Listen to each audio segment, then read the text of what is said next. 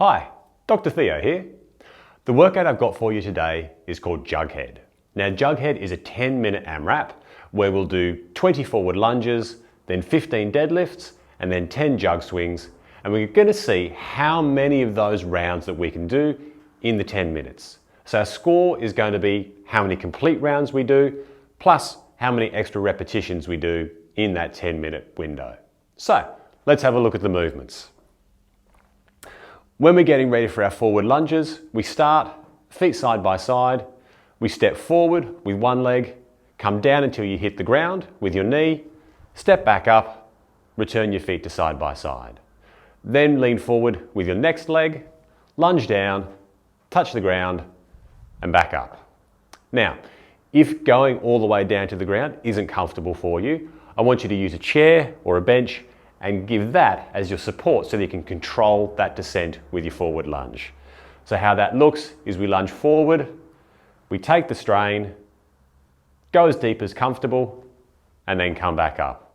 Alternate legs, lunge forward, take the weight, and go as deep as is comfortable, and then you can rise back up. Okay, let's have a look at our deadlifts. Deadlift is a picking motion from the ground. If you're not using any weight, you're going to be using the broomstick. Again, feet about shoulder width apart, hands slightly wider than your thighs. Our starting position is down here on the shins. Now we want our shins nice and straight and that stick basically touching our shins. Then from the starting position, we're going to rise up, keeping the stick nice and close until we stand. And that's one rep. Back down, flexing at the hips, on the shins, coming back up and finishing on your thighs. So the arms stay straight through the entire movement. Now, if you're ready for some weight, you can have jugs filled with water. You can use any hand weights that you've got. Essentially any weight that you're comfortable with, you can then use for your deadlift. How that looks then is they start on the ground. We come in between those weights, primarily flexing at the hips to allow us to get down, reach what we're picking up, and then stand back up.